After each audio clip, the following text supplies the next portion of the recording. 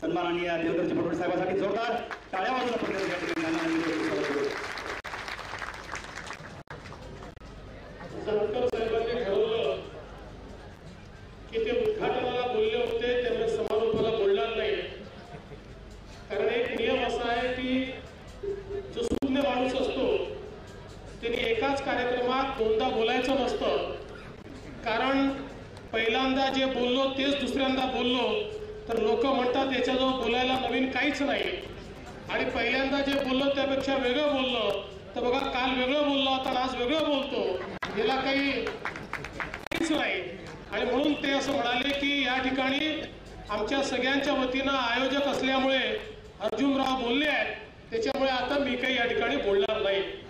आजच्या या महापशुधन एक्स्पोच्या समारोप प्रसंगी मंचावर उपस्थित जिल्ह्याचे पालकमंत्री बबनरावजी लोणीकर, पशुसंवर्धन विभागाचे मंत्री महादेवराव जानकर, ज्यांनी अतिशय भव्य अशा प्रकारचा हा एक्स्पो या ठिकाणी आयोजित केला आणि ज्याला अभूतपूर्व प्रतिसाद मिळाला, असे या विभागाचे राज्यमंत्री माझे मित्र अर्जुनरावजी खोतकर, आमचे सहकारी आमदार नारायणराव कुचे, आमदार प्रशांत बम या ठिकाणी उपस्थित, आमचे रामेश्वरजी भांदरगे, अनिरुद्धजी खोतकर, आमचे सचिव अनूप कुमार, पुरुषोत्तमजी भापकर, कांतीलालजी उमाप, रवींद्र बिनवडे, आपले SP श्री S चैतन्य, श्रीमती नीमा अरोरा, श्री भास्करराव आंबेकर, श्री संजय खोतकर या ठिकाणी मंचावर उपस्थित सर्व सन्मान्य अतिथीगण आणि उपस्थित सर्व आमच्या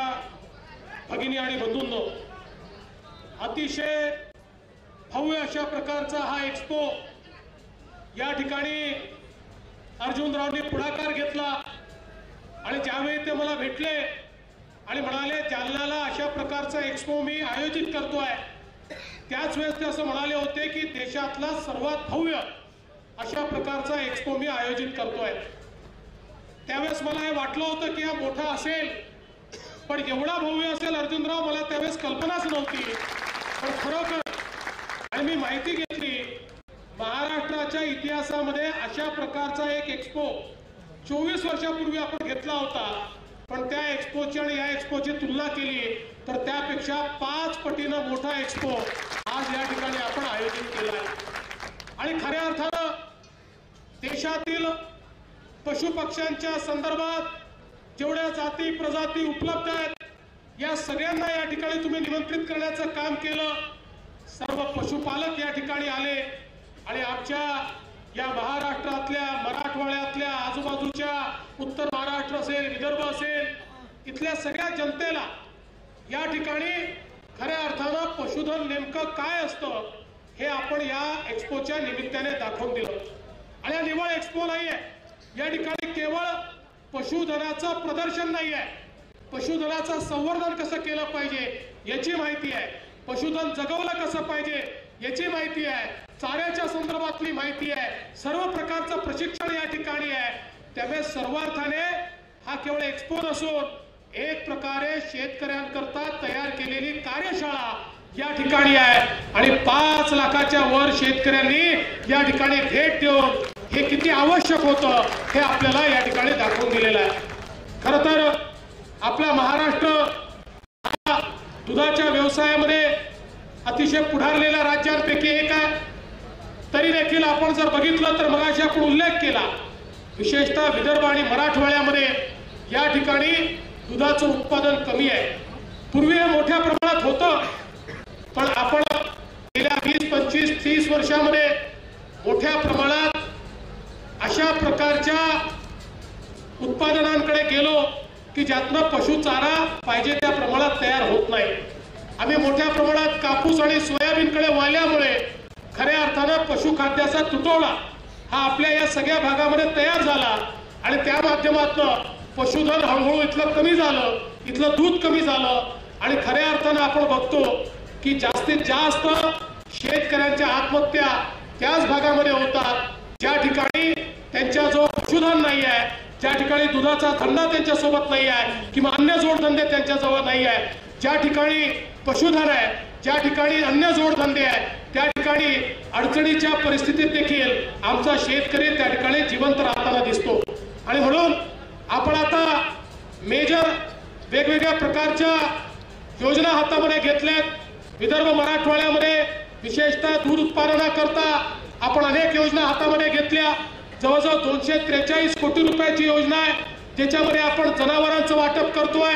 आपण बॅलन्स रेशनची योजना हातामध्ये घेतली आहे की ज्या माध्यमातून ज्या ठिकाणी पशुखाद्य उपलब्ध नाही आहे त्या ठिकाणी पशुखाद्य उपलब्ध करून द्यायचं आणि त्याकरता प्रशिक्षण द्यायचं, त्याकरता वेगवेगळ्या प्रकारची मदत करायची आणि त्यातनं अशा प्रकारचे गट देखील तयार करायचे की ज्यातनं त्यांनाही रोजगार मिळेल आणि आमच्या शेतकऱ्यांना अत्यंत माफक दरामध्ये त्या ठिकाणी बॅलन्स रेशन मिळेल की ज्या माध्यमातून मोठ्या प्रमाणात आपल्याला पशुधन आपलं जगवता येईल।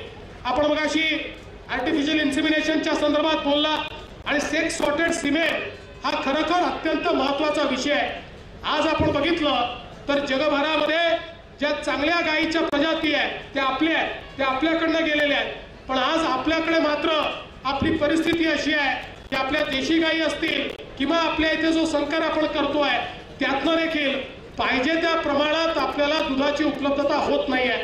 आणि म्हणून सेक्स सॉर्टेड सिमेंटच्या माध्यमातून आज आपण अशा प्रकारचं इन्सिमिनेशन करू शकतो की ज्यातनं आपल्या गायी ज्या आहेत या 4 पट 5 पट जास्त दूध देऊ शकतील। आणि म्हणून हा एक महत्त्वाचा कार्यक्रम आपण हातामध्ये घेतलाय। विशेषतः विदर्भ मराठवाड्यामध्ये एनडीडीबीच्या माध्यमातून जो काम आपण हातामध्ये घेतलं, आज ज्या गावामध्ये एनडीडीबी पोहोचलं त्या गावामध्ये समृद्धी पोहोचते आहे। आज त्या गावामध्ये मोठ्या प्रमाणात शेतकऱ्याला आपण आर्टिफिशियल इन्सिमिनेशनही करून देतो आणि त्या माध्यमातून दुधाची त्यांची त्या ठिकाणी उत्पादन देखील वाढलं आहे आणि अतिशय चांगल्या प्रकारे कुठली फसवणूक न होता त्याला त्या दुधाचा भाव देखील मिळतोय। खरं म्हणजे मला सांगितलं पाहिजे, महाराष्ट्र एक असं राज्य आहे की दुधाच्या भावांमध्ये ज्यावेळेस संकट तयार झालं तर महाराष्ट्राने पुढे येऊन लिटर मागे 5 रुपयाचं अनुदान हे आम्ही सुरू केलं आणि जवळजवळ 500 कोटी रुपयाचं अनुदान हे आम्ही या ठिकाणी केलेलं आहे। 250 कोटी वितरित केले आहेत, उरलेलं अनुदान देखील आम्ही त्या ठिकाणी वितरित करतोय आणि त्या माध्यमातून शेतकऱ्यांना दुधाच्या धंद्यामध्ये योग्य प्रकारे मदत मिळाली पाहिजे हा प्रयत्न आपण या माध्यमातून करतोय। खरं तर आपण अतिशय चांगली मागणी या ठिकाणी केली की आमच्या शेतकऱ्यांना जेनेरिक औषधं मिळाली पाहिजेत। जरूर त्या संदर्भात मी विभागाला निर्देश देतो की विभागाने या संदर्भातली कारवाई करावी। जसं माणसाकरता जेनेरिक औषधांची दुकानं आपण सुरू केली तशी आपण पशूंकरता देखील या ठिकाणी जेनेरिक औषधाची दुकानं सुरू करावी, जेणेकरून औषधांवरचा खर्च हा आपला कमी होईल। यासोबत आपल्या विचाराधीन हे देखील आहे, आज माणसांकरता ॲम्ब्युलन्स 108ची सेवा आहे पण आमच्या पशूंकरता ती सेवा नाही आहे। आज अनेक ठिकाणी खरं म्हणजे आता तर विभागाला आम्ही सगळी भरतीची तुम्हाला परवानगी दिली, या महाराष्ट्रात भरतीच नव्हती, हा विभाग रिकामा होता, पण आम्ही सांगितलं 100% भरती या विभागामध्ये करा। आमचे त्या ठिकाणी सगळे जे काही पशुसहाय्यक असतील, त्या ठिकाणी वैद्यकीय सेवा देणारे असतील, यांची भरती तर आपण करतोच आहे, पण त्याच्या पलीकडे जाऊन आमच्या शेतकऱ्याला मदत करण्याकरता मला असं वाटतं की आपण ॲम्ब्युलन्सची सेवा देखील सुरू केली पाहिजे। गाड्या त्या ठिकाणी पोहोचून जे काही आधुनिक अशा प्रकारचे उपचार आहेत ते आमच्या पशुपक्ष्यांना देऊ शकले पाहिजे आणि म्हणून त्याही संदर्भातलं मला असं वाटतं की आपण पुढाकार घेतला पाहिजे। सेक्स सॉर्टेड सिमेंटच्या संदर्भात निश्चितपणे जी मागणी या ठिकाणी केलेली आहे, मी आपल्याला आश्वस्त करू इच्छितो की औरंगाबाद या ठिकाणी अशा प्रकारचे आणि त्या माध्यमातून निश्चितपणे आपल्या मराठवाड्यामध्ये मोठ्या प्रमाणात या सिमेंटची उपलब्धता करून देऊन आपल्या शेतकऱ्याला त्या ठिकाणी मदत मिळाली पाहिजे हा प्रयत्न आपण करू। वैरण विकासाचा कार्यक्रम आपण हातामध्ये घेतलाय। बॅलन्स राशन हे अत्यंत महत्वाचं आहे। योग्य प्रकारचं खाद्य हे जर आपण आपल्या जनावराला देऊ शकलो तर त्या जनावरांमध्ये गुणात्मक बदल आपल्याला पाहायला मिळतो आणि म्हणून त्याची मोठी योजना आपण सुरू केलेली आहे की ज्या योजनेच्या माध्यमातून निश्चितपणे आपण एक मोठं परिवर्तन करू शकतो। खरं म्हणजे या गोष्टीला मी अक्षरशः मान्यता देईल। मगाशी अर्जुनराव जे बोलले हे खरं आहे।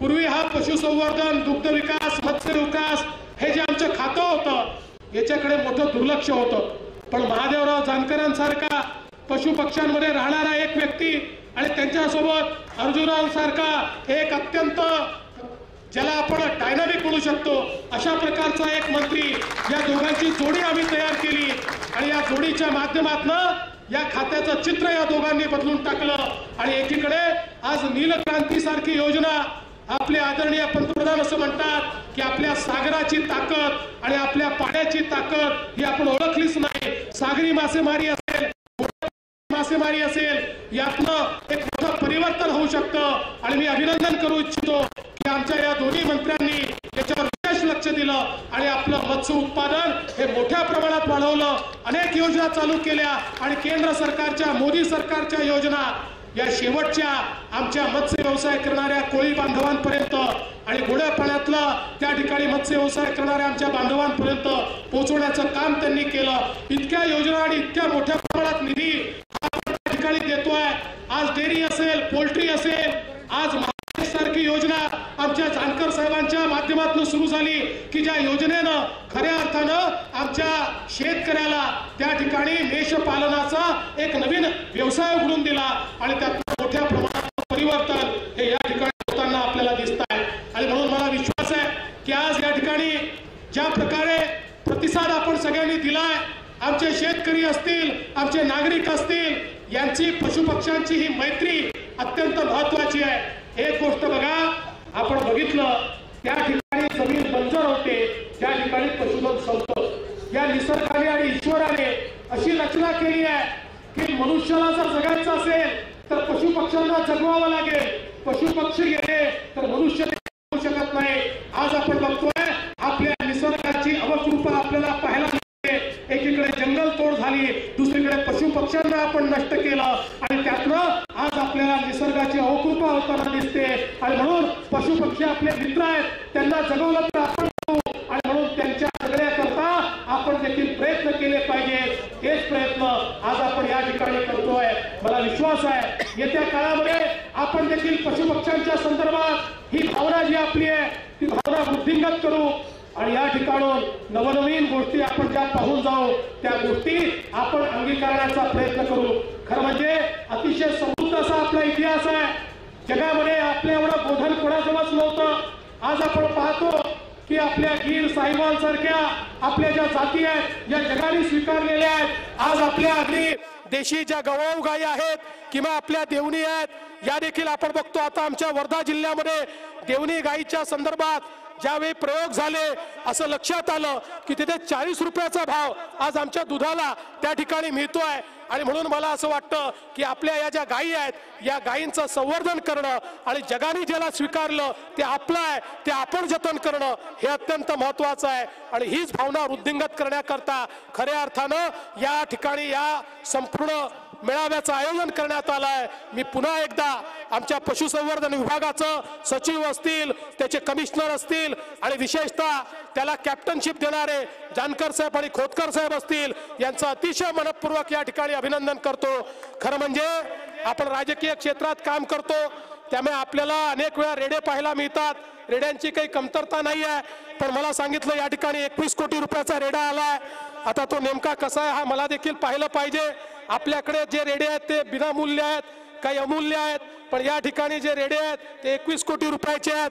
त्यामुळे अशा प्रकारचे जे रेडे या ठिकाणी आले आहेत त्याचं देखील दर्शन आपल्याला घ्यायचं आहे। पण मला असं वाटतं गमतीचा भाग सोडा, मी खरोखर सर्व पशुपालकांचं मनपूर्वक अभिनंदन करतो। या निसर्गाचं जे चित्र आहे, या निसर्गाचं जे सायकल आहे ते जपण्याचं काम तुम्ही करतात, या देशाला या निसर्गाला जगवण्याचं काम तुम्ही करतात आणि म्हणून तुम्हाला सगळ्यांना मी मनपूर्वक धन्यवाद देतो। आमच्या शेतकऱ्यांना मी धन्यवाद देतो आणि अतिशय सुंदर अशा प्रकारचा हा एक्सपो आयोजित केल्याबद्दल पुन्हा एकदा अर्जुनराव तुमचं या ठिकाणी अभिनंदन करतो। तुम्ही मगाशी म्हणालात की मी काहीतरी तुम्हाला सांगितलं पाहिजे, आपल्याला मिळून खूप गोष्टी करायच्या आहेत, त्यामुळे काही तुम्ही इकडे तिकडे पाहू नका, मागे पुढे पाहू नका। आपण सगळे एकत्रित आहोत, एकत्रितच राहायचं आहे आणि तुमच्यावर खूप जबाबदाऱ्या मला टाकायच्या आहेत। एवढ्या एका जबाबदारी होणार नाही, तुमची क्षमता मोठी आहे, त्यामुळे तुम्ही काही काळजी करू नका। आपण सगळे मिळून एकत्रितपणे योग्य प्रकारे, आता कधी कधी आपल्या घरामध्ये वादविवाद होत असतात, सोडून द्यायचे, त्याला काय अडचण आहे, बरोबर आहे की नाही?